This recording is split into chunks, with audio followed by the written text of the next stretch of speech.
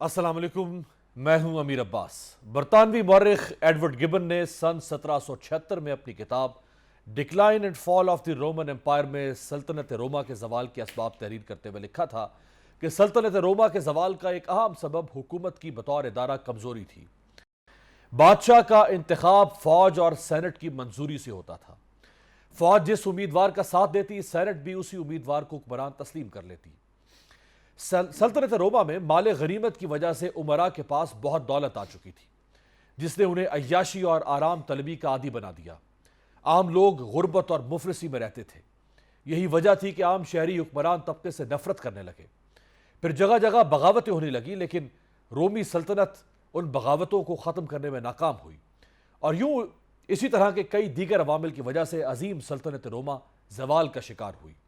मुआशी, सियासी और जोग्राफियाई लिहाज से पाकिस्तान को जो चैलेंजेस दरपेश हैं, उनसे कोई कमज़ोर हुकूमत निमट ही नहीं सकती। 8 फरवरी के आम इंतखाबात के बाद पाकिस्तान में बनने वाली मुस्लिम लीग नून और पीपल्स पार्टी की हुकूमत पर जितने सवालात उठ रहे हैं, शायद इससे पहले किसी दूसरी हुकूमत के हिस्से में यह सुबकी नहीं आई। वजारत दाखिला ने कौमी असम्बली में एतराफ़ कर लिया है कि मुल्क में अमन अमान की सूरत हाल बिगड़ रही है। आज BNP के सरबराह सरदार अख्तर मेंगल ने कौमी असम्बली की रुकनीत से मुस्ताफ़ी होने का ऐलान करते हुए कहा है कि पाकिस्तान में सियासत से बेहतर है कि पकौड़ों की दुकान लगा लूँ। लेकिन इस संगीन सूरत हाल का इतराक करने के बजाय मुस्लिम लीग नून और पीपल्स पार्टी की इत्तेहादी हुकूमत कामयाबी के दावे कर रही है, जो खतरे के बावजूद रेत में सर छुपाने के मुतरादिफ है। दूसरी तरफ शहबाज हुकूमत का अब एक नया इम्तिहान शुरू हो गया है, क्योंकि अडयाला जेल में कैद साबिक वज़ीर-ए-आज़म इमरान खान ने महमूद खान अचकज़ई को सियासी जमातों और इस्टेब्लिशमेंट से मुज़ाकरात का मैंडेट दे दिया है। महमूद खान अचकज़ई ने कहा है कि इस्टेब्लिशमेंट समेत सबसे मुज़ाकरात के लिए तैयार हूं और इस्टेब्लिशमेंट से कहूंगा कि आइन की बालादस्ती के लिए बात करें। हमारे साथ मौजूद है पाकिस्तान तहरीक इंसाफ के मरकजी सीनियर रहनुमा सेक्रेटरी इत्तलात रऊफ हसन साहब, और हाल ही में तकरीबन 2 हफ्ते की गिरफ्तारी के बाद मंजर यहाँ पर आए। बहुत बहुत शुक्रिया रऊफ साहब आपके वक्त का। रऊफ साहब, महमूद खान अचकज़ई साहब को मैंडेट का इख्तियार दे दिया है इमरान खान साहब ने, तो इसका मतलब है अब नून लीग पीपल्स पार्टी सबसे बात हो सकती है। काफ़ी देर पहले की बात है ये, जबकि खान साहब ने उन्हें कहा था, क्योंकि इन्होंने ख्वाहिश का इज़हार किया था कि मैं चाहता हूँ कि मैं पॉलिटिकल पार्टीज़ के साथ भी रवाबत जो है वो रखूँ, उनसे बात करूँ। तो खान साहब ने कहा था कि PTI का जो स्टेटेड पोजीशन है हम तो उस पर कायम रहेंगे। दैट मीन्स कि जी 3 जो मैंडेट चोर जमाते हैं उनके साथ बात नहीं हो सकती, बाकी सब के साथ तो हम वैसे भी इन टच हैं, लेकिन अगर आप चाहते हैं तो आप उनके साथ राब्ता कर सकते हैं। और फिर अगर कोई प्रपोजल्स वगैरह आते हैं, सब्सटेंटिव प्रपोजल्स आते हैं, तो हम उनके ऊपर बातचीत भी कर लेंगे। तो अब वो मेरा ख्याल है कि कुछ रवाबत के बारे में बात हुई है और वो बात आगे बढ़ी है। सिमल्टेनियसली हमारी पोजीशन है कि जी इस्टेब्लिशमेंट के साथ भी बातचीत होनी चाहिए, क्योंकि पावर का जो मंबा है वो तो इस्टेब्लिशमेंट है। ये इस्टेब्लिशमेंट का तो एक ही बार बार वो सवाल रीइटरेट कर रहे हैं 9 मई, उसका जवाब फिर क्या देंगे आप मुज़ाकरात में? देखिए, स्टेटेड पोजीशंस कुछ होती हैं जो फिर हालात की वजह से जो वो चेंज होती हैं, वो भी आपको पता है कि इन 74-75 सालों में बहुत दफ़ा ये हो चुका हुआ है। हमारी कंटेंशन ये है, और मैं पिछले 2-3 दिन से ये बारहा कह चुका हूँ कि रियासत और इस्टेब्लिशमेंट के दरमियान, रियासत मींस पाकिस्तान तहरीक इंसाफ और इस्टेब्लिशमेंट के दरमियान जो रवाबत हैं, जो बातचीत है, जो डायलॉग है, वो अशद ज़रूरी है, और वो रियासत के लिए अशद ज़रूरी है। बिकॉज़ रियासत जिस नहज के ऊपर है, आपने भी इब्तिदाइया में आपने कुछ उस बारे में फरमाया, रियासत जिस नहज के ऊपर इस वक्त खड़ी है उसके आगे सिर्फ तबाही है, तो उसको वापस आना पड़ेगा। और वो उसी सूरत में पॉसिबल है जबकि कॉन्टेक्ट्स जो हैं इस्टेब्लिशमेंट के साथ वो PTI कि वो बहाल हों और उनसे बातचीत की जाए, आइन के दायरे में रह के कोशिश की जाए कि तमाम पाकिस्तान के जो इंस्टीट्यूशंस हैं, वो तमाम इंस्टीट्यूशन जो जितने भी हैं वो कॉन्स्टिट्यूशन के दायरे में रह के अपना अपना काम करें। उसी तरीके से ये रियासत बच सकती है, और कोई तरीका नहीं है। तो जब अचकज़ई साहब ये कहते हैं कि हम इस्टेब्लिशमेंट को भी ऑनरेबल एग्जिट देना चाहते हैं, तो इससे क्या मुराद है?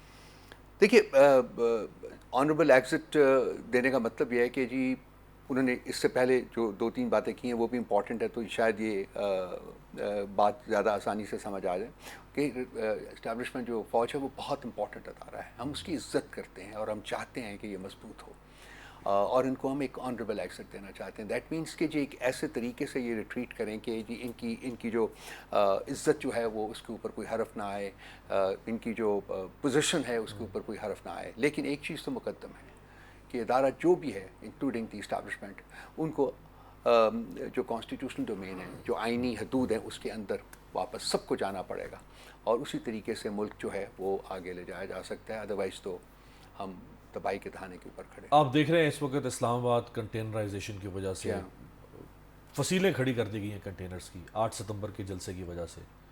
اگر کہیں لچک ہوتی اسٹیبلشمنٹ کی طرف یا حکومت کی طرف تو یہ منظر تو نہیں ہونا چاہیے تھا. آپ صحیح کہہ رہے ہیں، آپ کی بات میں کافی حد تک صداقت ہے، لیکن ہم تو کوشش کر رہے ہیں اور ہم یہ کوشش کرتے رہیں گے، because at the end of the day ریاست کا انٹرسٹ جو ہے وہ مقدم ہے. ریاست سے امپورٹنٹ کوئی چیز نہیں، ریاست ہیں تو ہم ہیں، ادروائز ہم نہیں ہیں.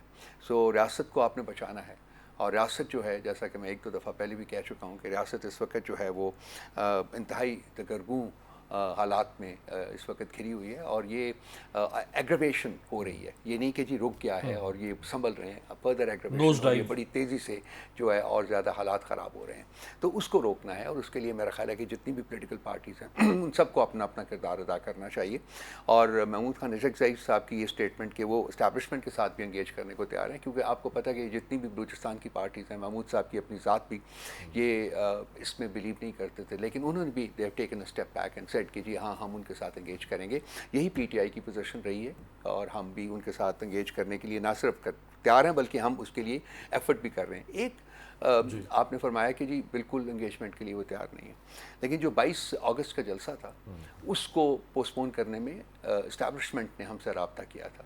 علی امین گنڈا پور صاحب سے رابطہ کیا تھا. میں یہ ایک دو پروگرامز میں اور بھی بیٹھ کے کہہ چکا ہوں.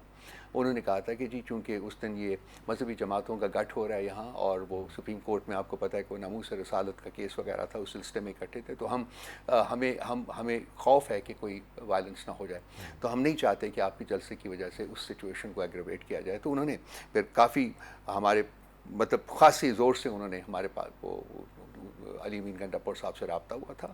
تو علی امین گنڈا پور صاحب نے ان کو جواب دیا تھا جی کہ پارٹی کے فیصلے تو صرف ایک شخص کرتا ہے، وہ ہے ریالہ جیل میں ہے، تو اس سے بات کریں. تو وہ 7 بجے صبح جو پھر اس کے بعد اعظم سواتی کو لایا گیا، مطلب اعظم سواتی اور گور صاحب گئے، انہوں نے بات چیت کی، اور خان صاحب نے ریلیکٹنٹلی مانا. لیکن اس میں جو امپورٹنٹ چیز یہ تھی کہ یہ انہوں نے ہمیں جو نو آبجیکشن سرٹیفکیٹ تھا 8 سپٹمبر کے جلسے کا، وہ ہمیں اسی دن ہینڈ اوور کر دیا. ہمارے پاس وہ موجود ہے اس دن سے.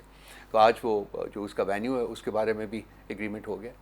تو وہ سنگجانی میں ہمارا جلسہ ہوگا 8 سپٹمبر کو. تو بالکل باہر ہے نہیں باہر نہیں ہے جی، یہ جو جہاں یہ برگلا روڈ ملتا ہے نا جی آپ کو، جی ٹی روڈ کو جہاں کرس کراس وہاں جی وہاں پہ کریں گے. بٹ وہاں تو ترنول سے نزدیک ہے. اچھا، کیا تو وہ آپ کو ایکسیپٹیبل ہے؟ بہت 350 کنال وہ ہے، بڑی بہت بڑا رقبہ ہے وہ. تب اس میں بولڈرز وغیرہ ہیں، اس میں کھڈے وغیرہ ہیں، لیکن وہ پر کر لیے جائیں گے ڈیفینیٹلی. ان پرنسپل ایگریمنٹ ہو گیا ہے، ان رائٹنگ ابھی آنا ہے. اچھا، وہ آ جائے گا. تو پھر یہ خطرہ کیا ہے؟ پھر یہ کنٹینرز لگانے کی کیا ضرورت ہے؟ یہ تو ماحول کشیدہ کرنے کی محسن نقوی صاحب سے پتہ کرنا چاہیے کہ ان کو کس چیز کا خوف ہے. اجازت بھی آپ کو دے رہے ہیں، 8 ستمبر کی بھی دے دی، وینیو فائنل ہو گیا، سب کچھ ہے. بٹ وینیو تو پہلے 2 دفعہ فائنل ہوا، ایک دفعہ روات پہ، ایک دفعہ ترنول پہ، اور دونوں دفعہ کینسل ہوا ایک دن پہلے. میرا نہیں خیال کہ اب ہوگا، کیونکہ اس کی بیک گراؤنڈ ڈفرینٹ ہے.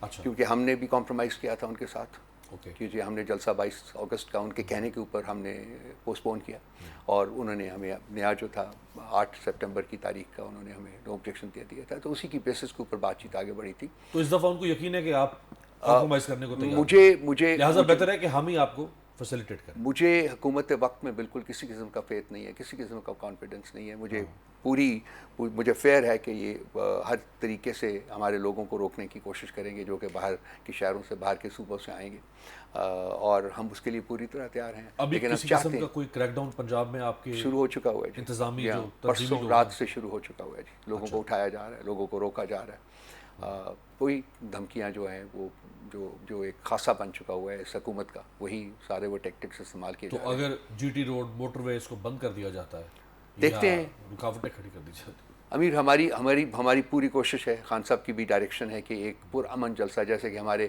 ماضی میں سب جلسے ہوتے رہے ہیں، یہ بھی ایک پرامن جلسہ ہونا چاہیے.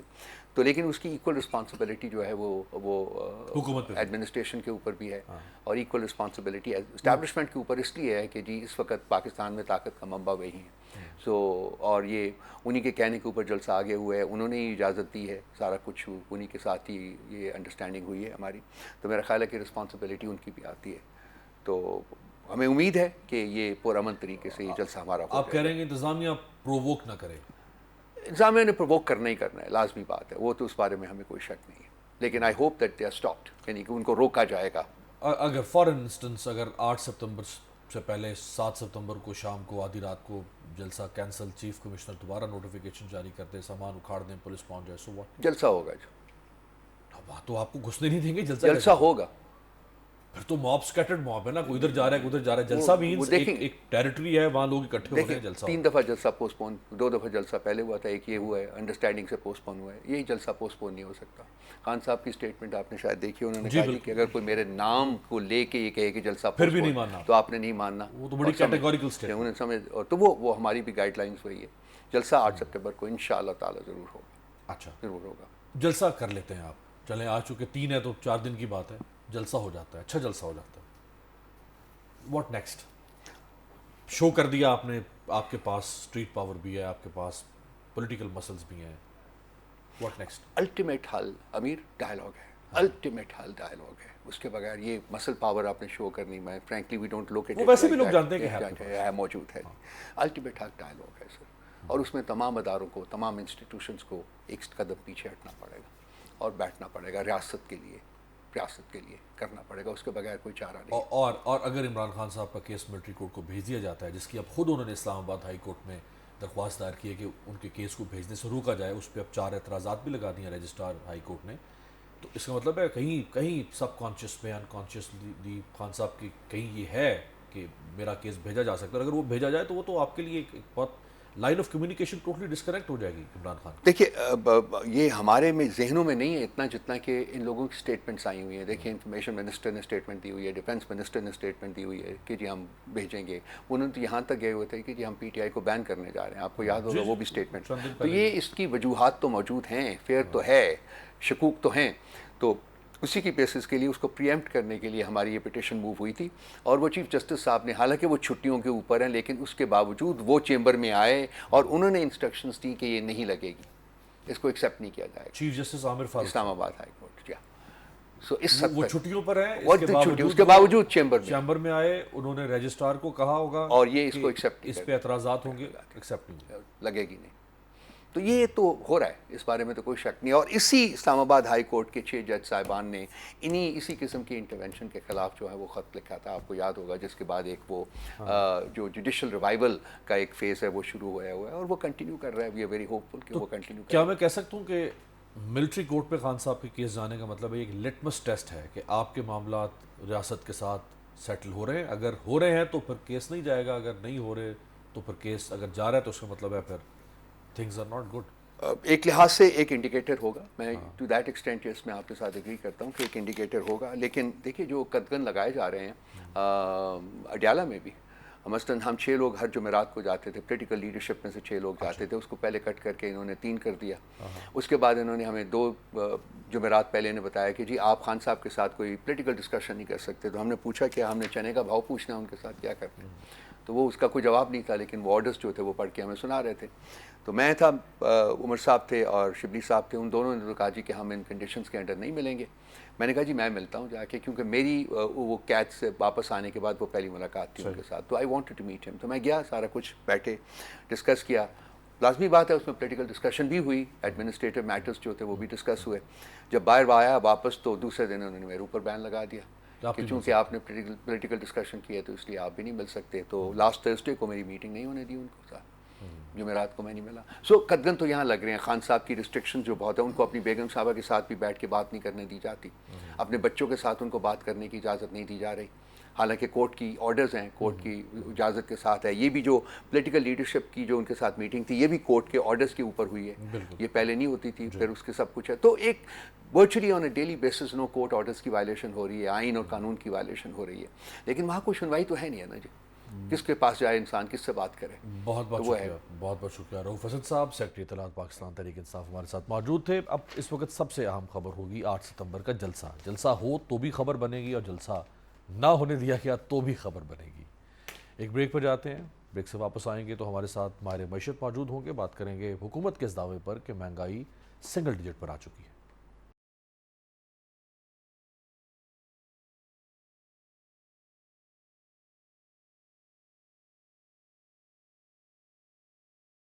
ब्रेक के बाद खुश आमदेद। वज़ीर आज़म शहबाज शरीफ ने दावा किया है कि महंगाई का बोझ आहिस्ता आहिस्ता कम होता जा रहा है। अगस्त में महंगाई की शरह सिंगल डिजिट पर आ गई है। गुज़श्ता साल अगस्त में महंगाई की शरह 27% के करीब थी। इदारा शुमारियात ने भी महंगाई से मुतालिक माहाना रिपोर्ट जारी की है, जिसमें बताया गया है कि अगस्त 2024 में महंगाई 9.6% पर आ गई है। याद रहे कि तहरीक इंसाफ की हुकूमत के इख्तिताम पर पाकिस्तान में महंगाई की शरह 12.7% थी।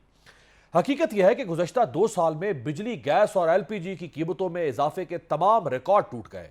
बिजली के बुनियादी टैरिफ में फी यूनिट 22 रुपए 53 पैसे तक का तारीखी इजाफा हुआ। बिजली सार्फिन पर 2 साल में 2000 अरब रुपए से जायद का इजाफी बोझ डाला गया। तो हुकूमत यह दावा कैसे कर सकती है कि महंगाई 9.6% पर आ गई? तहरीक इंसाफ की हुकूमत के खात्मे के रोज डॉलर की कीमत 184 रुपए थी। आज डॉलर तकरीबन 278 रुपए का है। तो ऐसे में हुकूमत यह दावा कैसे कर सकती है कि महंगाई 9.6% पर आ गई? इमरान खान की हुकूमत के आखिरी चंद माह में फी किलो आटे की कीमत 58 रुपए थी। आज आटा फी किलो 90 रुपए तक फरोख्त हो रहा है। तो ऐसे में हुकूमत का यह दावा कितना गैर हकीकी और मजे का खेज लगता है कि महंगाई 9.6% पर आ गई। पीटीआई दौर में फी किलो चीनी की कीमत 88 रुपए और महंगाई 12.7% थी। लेकिन शहबाज शरीफ के दूसरे दौर में चीनी 150 रुपए फी किलो तक फरोख्त हो रही है। तो ऐसे में हुकूमत यह दावा कितना मजे का खेज तरीके से कर सकती है कि महंगाई 9.6% पर आ गई है। पीटीआई के दौर में फी लीटर पेट्रोल 150 रुपए और महंगाई 12.7% थी, जबकि आज पेट्रोल तकरीबन 259 रुपए फी लीटर में फरोख्त हो रहा है। तो महंगाई 9.6% पर कैसे आ सकती है? अप्रैल 2022 में फी किलो चिकन 287 रुपए था और महंगाई 12.7% थी। लेकिन इसके बाद फी किलो चिकन की कीमत में कई गुना इजाफा हुआ। ऐसे में हुकूमत का यह दावा कितना मजे का खेज लगता है कि महंगाई 9.6% पर आ गई। अप्रैल 2022 में तहरीक इंसाफ के दौर में टमाटर की फी किलो कीमत 86 रुपए थी, जो कि अब 100 रुपए फी किलो से भी ज्यादा है। अप्रैल 2022 तहरीक इंसाफ के दौर में फी किलो प्याज की कीमत 40 रुपए थी, जो अब फी किलो तकरीबन 100 रुपए में फरोख्त हो रहा है। कुकिंग ऑयल का 1 लीटर का पैकेट लगभग 480 रुपए का था, जिसकी अब कीमत तकरीबन 510 रुपए फी लीटर है। तो ऐसे में हुकूमत का यह दावा कितना मजे का खेज लगता है कि महंगाई 9.6% पर आ गई। और इस पर सुहागा यह कि हुकूमत ने इस बजट में न सिर्फ यह कि अरबों रुपए के इजाफी टैक्सेस लगाए, बल्कि तनख्वाहदार तबके के ऊपर भी मजीद टैक्स लाद दिया। टोल टैक्स की कीमत बढ़ा दी। हर चीज की कीमत बढ़ी है इन 2.5 सालों में, लेकिन महंगाई 9.6% पर कैसे? समझते हैं। हमारे साथ मौजूद है माहिर मईशत, साबिक चेयरमैन सरमायाकारी बोर्ड, हारून शरीफ साहब। बहुत बहुत शुक्रिया हारून साहब आपके वक्त का। सर, कुछ समझाएं कि ये महंगाई कम होने का मतलब है कि जिंदगी में जो कुछ आप इस्तेमाल कर रहे हैं वो सस्ता हुआ होगा, तो उसको आम आदमी ट्रांसलेट करेगा कि हाँ महंगाई कम है। जिंदगी में जो कुछ आप इस्तेमाल कर रहे हैं वो हर चीज महंगी हुई है, तो महंगाई कैसे कम हो गई सर? जी, पहले तो बहुत शुक्रिया। लेट्स एक्सप्लेन कि इसका मतलब क्या है। देखिए, ये जो इन्फ्लेशन या महंगाई की शरह में कमी है, इसका मतलब ये नहीं है कि चीजें सस्ती होने जा रही हैं। ये डेफिनेशन जरा क्लियर कर लें। इसका मतलब ये है कि अगर पिछले साल चीजें 22 या 25% के हिसाब से कीमत बढ़ रही थी, तो इस साल 9.5-10% बढ़ेगी, जो महंगाई की करंट शरह है। तो जो चीजों में ऑलरेडी इजाफा हो चुका है, कीमतें नीचे गिरना और चीज है, और इन्फ्लेशन की शरह एक और चीज है। तो ये इस वक्त हमें हुकूमत ये बता रही है कि भाई पिछले 2 सालों में 20 से 30% जो बढ़ रही थी कीमतें, इस साल में ये 9 से 10% बढ़ने की तवक्को है। तो कीमतों में तो इजाफा हो रहा है, जबकि लोगों की कंजम्पशन पावर मुसलसल कम हो रही है। ना सिर्फ आपकी कीमतें, क्योंकि जितने हमारे मैन्युफैक्चरर्स हैं, चाहे दवाइयों वाले हों, चाहे खाने पीने की चीजों के हों, आपने कभी आज तक कीमत गिरती नहीं देखी। वो फ्यूल प्राइसेस को भी कंज्यूमर पे पास ऑन करते हैं, वो इन्फ्लेशन को भी पास ऑन करते हैं, यूटिलिटी बिल्स को भी पास ऑन करते हैं, जबकि लोगों की इनकम तो उस फीसद से नहीं बढ़ रही, बल्कि रुकी हुई है या कम हो रही है। तो लोगों की कंजम्पशन पावर ओवरऑल इस वक्त बिल्कुल जो है वो इरोड हो चुकी है। इस सूरत हाल में जो आपने बड़ी इंटरेस्टिंग बात की, जो सड़कों के टोल की या मोटरवे की, ٹائم یہ ہے کہ آپ اس کو ٹارگیٹڈ ان لوگوں کو سبسیڈائز کریں.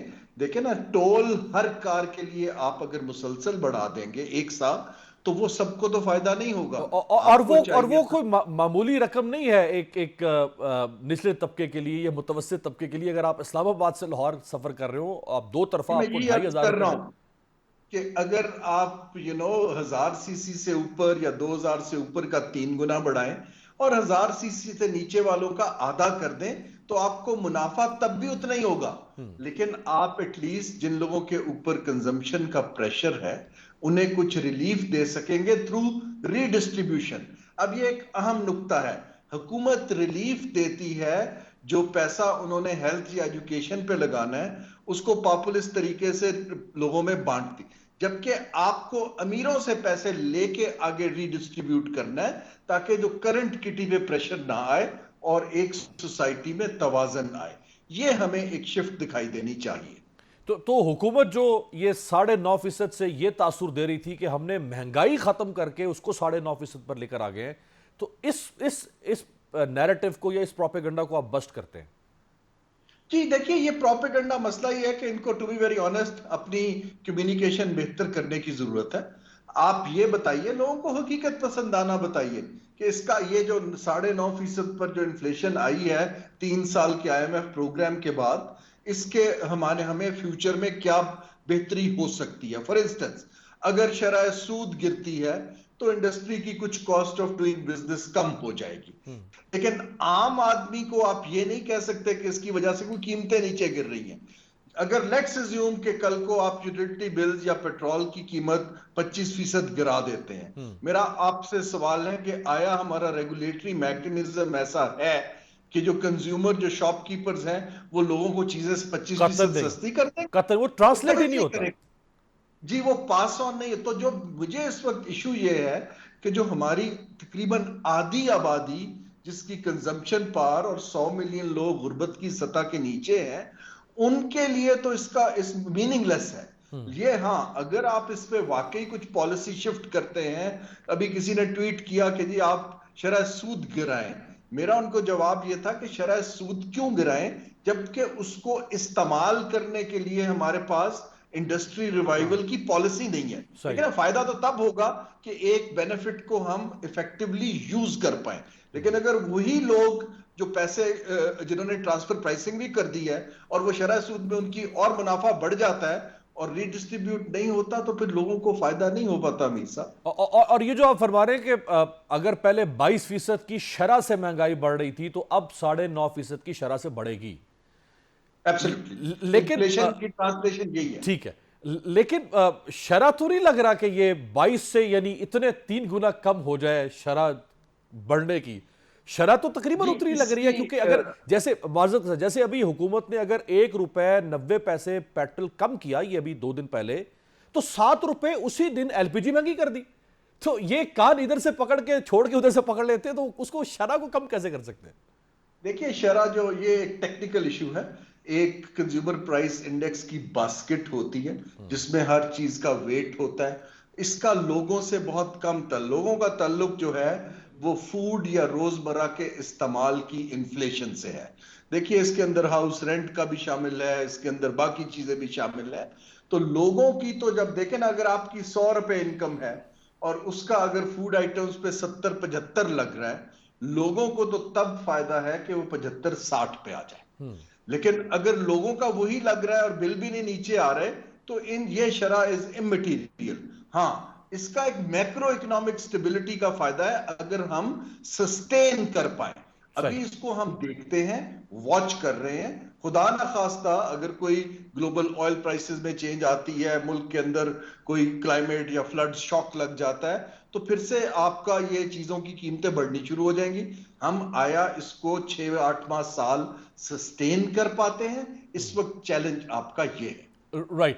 وفاقی حکومت نے ایک کفایت شعری کمیٹی بنائی اور اس کمیٹی میں ڈاکٹر کیسر بنگالی جیسے ماہر معیشت بھی تھے. انہوں نے 2 دن پہلے استعفیٰ دے دیا ہے. انہوں نے کیا فرمایا, میں چاہوں گا وہ آپ کو سنوایا جائے. ہم اب قرضے لے رہے ہیں صرف قرضے واپس کرنے کے لیے, اور ہمیں کوئی قرضہ دے نہیں رہا ہے, میں بھی قرضہ نہیں دے رہا. हम असासे बेचना चाहते हैं, कोई हमारे असासे खरीदना नहीं चाहता। गैर मुल्की कंपनियां बंद करके यहाँ से जा रही है। मईशत बिल्कुल कलैप्स के सूरत में है, और इस्लामाबाद आप जाएं तो वहाँ पर ऐसे लगता है कि कोई राइट। तो हारून साहब, अगर ये जिस तरह हुकूमत शादाने बजा रही है कि अब सिंगल डिजिट पर आ रहे हैं और अब इन्वेस्टमेंट भी आ रही है और अब मईशत ठीक हो रही है, तो फिर तो कैसर बंगाली जैसे लोग जो इस हुकूमत का हिस्सा है उनको साथ रहना चाहिए। उनके क्रेडिट पर जाएगा कि हमने इस मुल्क को बहरान से निकाला, लोग छोड़ के जा रहे हैं। जी, पहली बात तो ये है कि जो ये बात कर रहे हैं, इस बात का उनको पहले से इल्म था, हमारे दोस्त हैं, उनको इन कमेटियों में नहीं आना चाहिए था, चले वो आ गए। देखिए, होता ये है कि ये जो कमेटीज हैं, जब इनके काम को, प्रोफेशनल के काम को हमारी ब्यूरोक्रेसी सेकंड गेस करती है कि फैसला तो उन्होंने करना है, और फिर वो तरजीह बनाते हैं। ये जो राइट साइजिंग के नाम पे जिस पे कैसर ने छोड़ा है, उनकी राइट साइजिंग ये है कि उनकी तरजीह ये नहीं है कि हुकूमत की प्राइस, प्रॉपर्टीज बेची जाएं, रेस्ट हाउसेस बेची जाएं, गवर्नर हाउस, नथिया गली और मरी बेचा जाए, जिसमें कोई अनएम्प्लॉयमेंट नहीं क्रिएट होगी। देखिए ना, जब आप अपने पर्क्स एंड प्रिविलेजेस के ऊपर कट करते हैं, फिर आप लोगों से डिमांड कर सकते हैं कि आप सेक्रीफाइस करें। लेकिन अगर आपकी तरजीह ये हो कि हम ऐसे इदारे, जो कि जिन इदारों के मैं फेवर में नहीं हूं, लेकिन आप ये तरजीह की बात है, आप उनको बंद करते हैं जहां ऑलरेडी जिनके ऊपर इकोनॉमिक प्रेशर है, चाहे वो भर्तियां सियासी हो। फिर जब आप उन लोगों पे 1 से 16 ग्रेड के लोगों को एक फियर ऑफ रिडंडेंसी देते हैं विदाउट कम्युनिकेटिंग के उनके लिए गेम प्लान क्या है, तो फिर अनरेस्ट क्रिएट होता है। तो ये जो कमेटियां हैं, मैंने बहुत सालों से देख रहा हूं कि इन कमेटीज की इफेक्टिवनेस जो है, या तो उनको डे 1 पे आप दें इन राइटिंग के जो आप कहेंगे हम करेंगे, लेकिन अगर रिपोर्ट लेके आपने वही करना है जो आपका दिल चाहता है, तो I don't think any sensible professional should step forward to come and give time to these committees. सही। और हुकूमत ने महंगी बिजली के ऊपर जो एक वावेला मचा और लोगों में शदीद गम गुस्सा आया और एहतजाज शुरू हो गए, तो उस पर पंजाब हुकूमत ने ऐलान किया कि हम सब्सिडी देंगे। IMF ने अब उस पर एतराज़ कर दिया है कि आप सब्सिडी नहीं दे सकते। तो अब ये जो इनका 300 यूनिट मुफ्त बिजली बांटने के दावे थे, वहाँ से ये नीचे आके इन्होंने सब्सिडी की बात की। अब सब्सिडी का भी हक इनसे छीन रहा है IMF, तो ये अब फिर कैसे रिलीफ देंगे? जी, हम कभी सीखते नहीं हैं अमीर अब्बास साहब। अगर 23 प्रोग्राम करने के बाद भी हमें नहीं समझ कि IMF क्या कह रहा है, तो मुझे अफसोस करना पड़ रहा है। देखिए, IMF ये कहता है कि आप सब्सिडी जो है टेम्परेरी, क्योंकि आपके पास ना तो आप उसको सपोर्ट नहीं कर सकते, वो एक डिस्टॉर्शन है। आप डिस्टॉर्शन ना क्रिएट करें। आप या तो क्रॉस द बोर्ड गरीब को सस्ती बिजली दें, अमीर के लिए और महंगी कर दें, लेकिन ओवरऑल अपनी कॉस्ट रिकवर करें। जब हम पॉपुलिस्ट चीजें करते हैं, जस्ट कि अब 2 माह में अगर आपने कुछ रिलीफ दे दिया, तो तीसरे माह में आप क्या करेंगे? देखिए ना, अब ये चीजें IMF को, जो अगर हुकूमत की इकोनॉमिक मैनेजमेंट टीम समझती, तो वो पंजाब हुकूमत को बताती कि ये बैकफायर करेगी। और ये एक दफा नहीं हुआ, ये मुसलसल होता आ रहा है कि हम जब भी एक काम करते हैं, आप फंड प्रोग्राम में उनसे बात नहीं करते, बेतहाशा करोड़ों रुपए के इश्तेहार छाप देते हैं उसकी मशहूरी पे, इसके बाद आपको रिवर्स करना पड़ता है। तो आप क्यों नहीं इसको इंटरनेशनल अपनी ऑब्लिगेशंस को समझते? और ये एक डिस्टॉर्शन है आप क्रिएट कर रहे हैं। देखिए, गरीब के लिए अपॉर्चुनिटी पैदा करें, गरीब को हैंडआउट्स पे ना रखें। हमारी रिवाइवल इस पर है कि अपॉर्चुनिटी क्रिएट हो। हुकूमत का काम ये नहीं है कि मेरे से पैसे लेके आगे डोल आउट करना शुरू कर दे कि उनको आप बगैर अपॉर्चुनिटी के रिलीफ। टेम्पररी ये हो सकता है, लेकिन ये एक कोई पॉलिसी नहीं। बहुत बहुत शुक्रिया हारून शरीफ साहब, माहिर मईशत और साबिक चेयरमैन बोर्ड ऑफ इन्वेस्टमेंट हमारे साथ मौजूद थे। एक ब्रेक पर जाते हैं। ब्रेक के बाद आपके सामने रखेंगे मशरिक वुस्ता की इस वक्त सूरत हाल क्या है, बिलखुसूस फ़लस्तीन और गजा। ब्रेक